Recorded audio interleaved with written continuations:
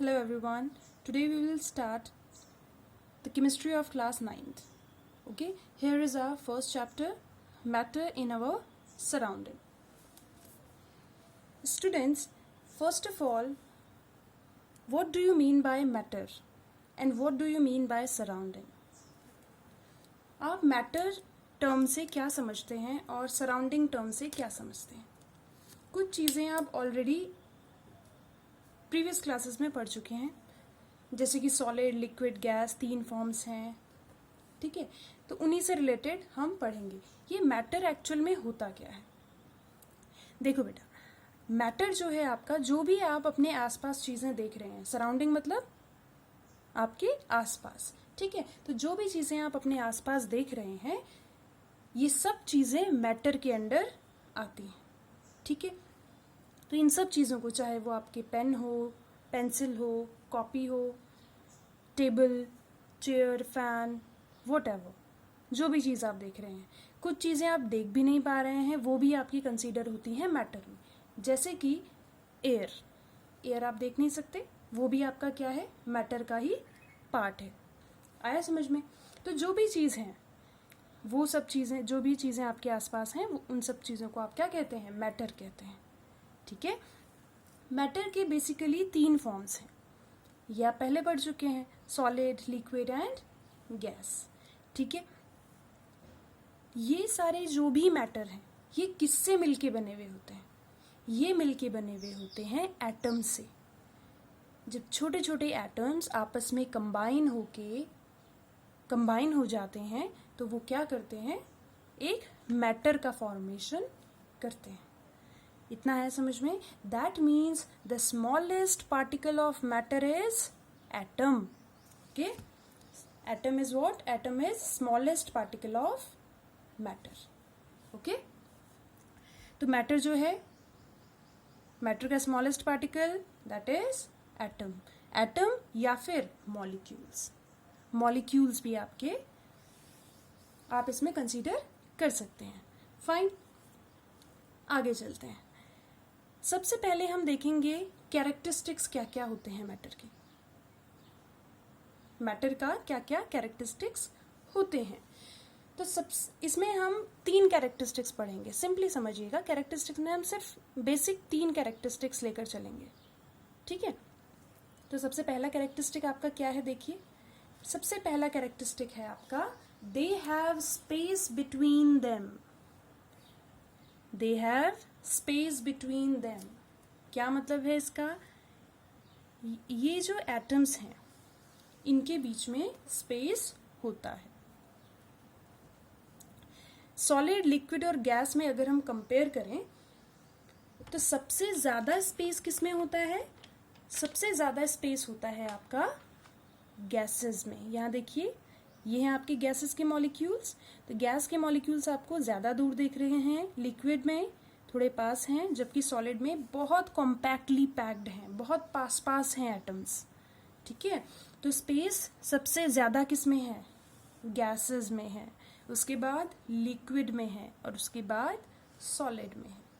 लेकिन स्पेस सब में है. They have space between them. ठीक है, अब देखिए, इस स्पेस की वजह से ही 2 मैटर को हम क्या कर पाते हैं? इंटरमिक्स कर पाते हैं, एक दूसरे में मिक्स इजीली कर सकते हैं. जैसे आपने शुगर को वाटर में डिसॉल्व करना है, तो वो हो जाएगा. कैसे हो पाएगा? क्योंकि जो लिक्विड है, जो आप वाटर ले रहे हैं, उसके मॉलिक्यूल्स के बीच में स्पेस ज्यादा है. तो जो सॉलिड के पार्टिकल्स हैं, जैसे कि शुगर आप डिसॉल्व कर रहे हैं, तो जो शुगर के पार्टिकल्स हैं, वो इजीली वो स्पेस ऑक्यूपाई कर लेंगे. इस वजह से उनमें इंटरमिक्सिंग इजीली हो पाएगी. आया समझ में? तो इसी इंटरमिक्सिंग को आप कहते हैं डिफ्यूजन. क्या कहते हैं? Diffusion. Fine, intermixing of particles is known as diffusion. Okay, अब देखिए, 2 टर्म्स हम इसमें देखते हैं, intermolecular space and intermolecular force of attraction.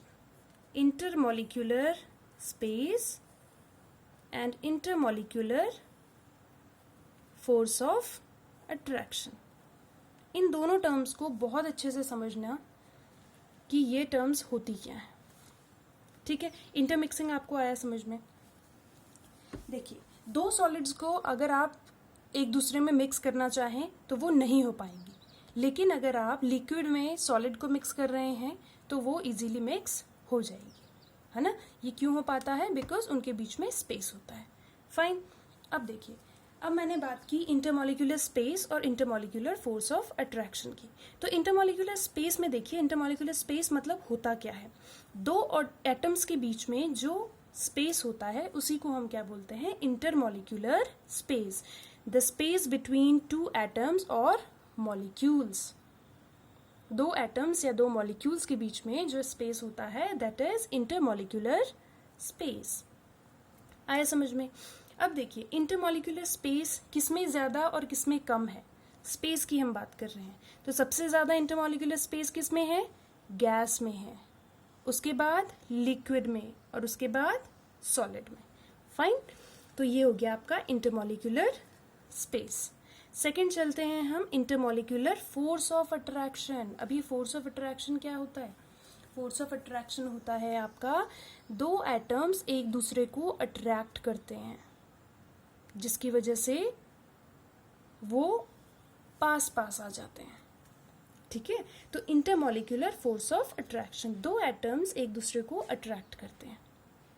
अब देखिए, इनमें फोर्स ऑफ अट्रैक्शन ज़्यादा है, इसी वजह से ये कॉम्पैक्टली पैक्ड हैं। इनमें फोर्स ऑफ अट्रैक्शन कम है, और गैसेस में तो और कम है क्योंकि इसके मॉलिक्यूल्स दूर दूर हैं। ठीक है, तो बताइए इंटरमॉलिक्यूलर फोर्स ऑफ अट्रैक्शन सबसे ज़्यादा किस में है? सॉलिड में, फिर लिक्विड्स में, एंड देन गैसेस में। फाइन। ये तो हो गया इंटरमॉलिक्यूलर फोर्स ऑफ अट्रैक्शन। अभी मैंने आपको बताया इंटरमॉलिक्यूलर स्पेस। क्या होता है space?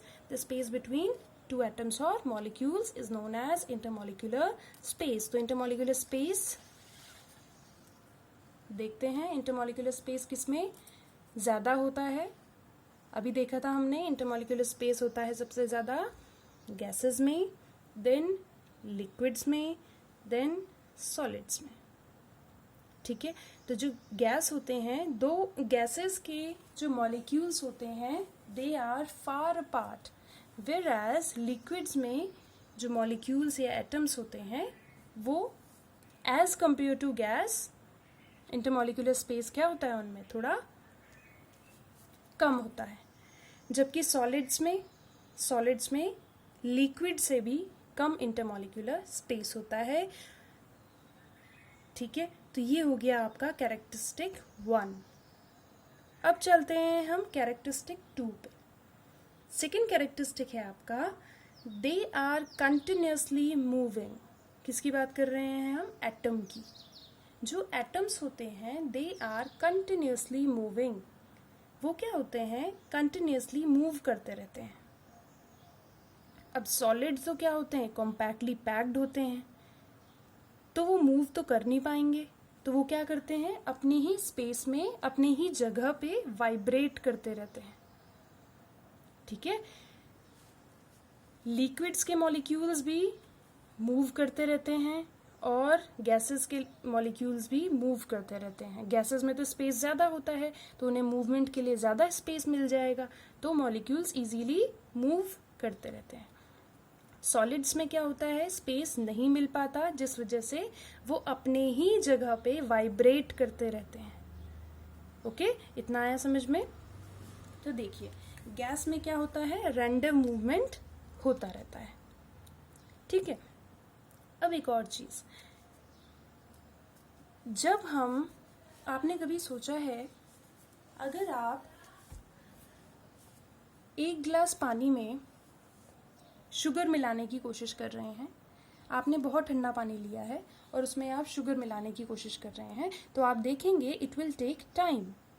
Where as if we are taking a boiled water और अ हॉट वाटर, तो उसमें जो है टाइम क्या लगेगा?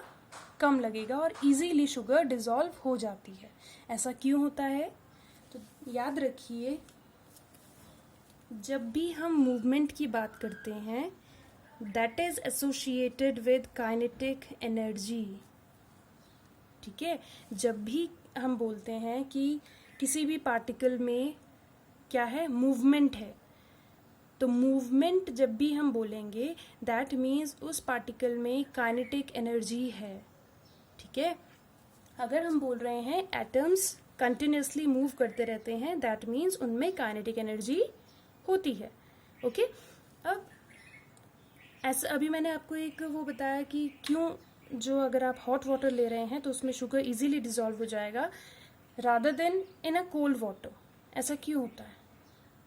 तो ध्यान रखिए, एट हाई टेम्परेचर पे इंटरमिक्सिंग विल बी इंक्रीज्ड। जो इंटरमिक्सिंग है, इंटरमिक्सिंग मतलब शुगर का वाटर में डिसॉल्व होना, दैट विल इंक्रीज। और ये इंक्रीज क्यों हो रहा है? That is because of increase in kinetic energy. ये किस वजह से है? That is because of increase in kinetic energy. उसकी काइनेटिक एनर्जी इंक्रीज हो जाएगी अगर हम टेम्परेचर इंक्रीज करेंगे तो, और टेम्परेचर इंक्रीज करेंगे तो काइनेटिक एनर्जी इंक्रीज होगी, और काइनेटिक एनर्जी इंक्रीज होगी तो मॉलिक्यूल्स या जो एटम्स हैं उनमें मूवमेंट और ज़्यादा होने लग जाएगी, और मूवमेंट ज़्यादा होने की वजह से इंटरमिक्सिंग भी जल्दी होगी। इतना आया समझ में? अगर आप ज़्यादा कोल्ड वाटर ले रहे हैं, कोल्ड वाटर में क्या होता है, जो मूवमेंट है वो कम रहती है, मूवमेंट कम रहती है, और मूवमेंट कम होने की वजह से काइनेटिक एनर्जी कम होती है, और काइनेटिक एनर्जी कम होने की वजह से इंटरमिक्सिंग भी कम होती है। आया समझ में इतना? ये है आपका सेकंड कैरेक्टरिस्टिक। अब जाते हैं हम थर्ड कैरेक्टरिस्टिक पे। थर्ड कैरेक्टरिस्टिक है आपका दे अट्रैक्ट ईच अदर। ये क्या होते हैं? एटम्स एक दूसरे को अट्रैक्ट करते हैं, जो कि मैंने फर्स्ट कैरेक्टरिस्टिक में भी आपको बताया था। ये क्या करते हैं? आपस में एक दूसरे को अट्रैक्ट करते हैं। ठीक है, अब देखिए एक और चीज मैं आपको यहाँ पे बता दूं, डेंसिटी टर्म आपने पहले भी सुना होगा, डेंसिटी। तो density is equals to mass upon volume. इन फॉर्मूलाज का केमिस्ट्री में कोई काम नहीं है।